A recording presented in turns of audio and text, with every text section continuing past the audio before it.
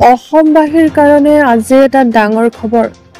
Handcuff লগাই গুৱাহাটীলৈ অনা হল সিদ্ধাৰ্থ শ্যামকানু 14 দিন CIDৰ জিম্মাত থাকিব অভিযুক্ত সিদ্ধাৰ্থ আৰু শ্যামকানু অৱশেষত শ্যামকানু মহন্ত আৰু সিদ্ধাৰ্থ শৰ্মাক গ্ৰেপ্তাৰ CIDৰ ছিংগাপুৰৰ পৰা দিল্লীত উপস্থিত হওঁতেই CIDয়ে গ্ৰেপ্তাৰ কৰে শ্যামকানু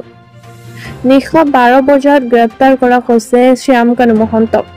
আনহাতে গুৰগাঁৱৰ পৰা গ্ৰেপ্তাৰ কৰা হয় সিদ্ধাৰ্থ শৰ্মাক নিশা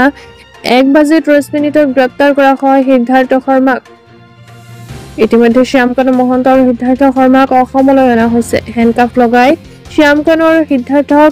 বৰষুণৰ মাজেৰে CID কাৰ্যালয়লৈ নিয়া হয় 14 দিনৰ CIDৰ জিম্মালৈ প্ৰেৰণ কৰা হৈছে অভিযুক্ত সিদ্ধাৰ্থ আৰু শ্যামকানু মহন্তক SSP Rozi Kolika ইয়াত আহি উপস্থিত হৈছে কিছু সময় পূৰ্বে উল্লেখ কৰিছে যে তেওঁলোকক পোনপটীয়াকৈ দেখুৱাইছো CID কাৰ্যালয়ত হাজিৰ হৈছে শ্যামকানু মহন্ত সিদ্ধাৰ্থ শৰ্মা শ্যামকানু আৰু সিদ্ধাৰ্থ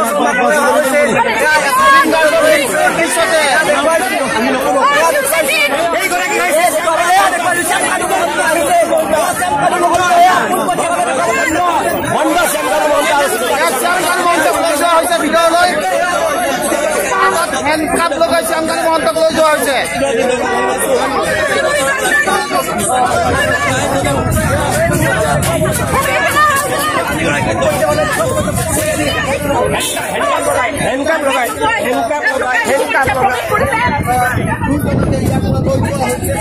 গাড়ী বা নমাই CID কাৰ্যালয়ৰ ভিতৰলৈ আৰু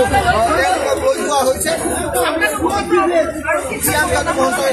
এটা টি-চাৰ্ট পিন্ধি আহিছে আৰু তাৰ সমান্তৰালভাৱে লৈ যোৱা হৈছে আৰু বৰ্তমান সময়ত CID কাৰ্যালয়ত উপস্থিত দুইগৰাকী কাৰণে ইয়াৰ আগতো চাব লগা হৈছে।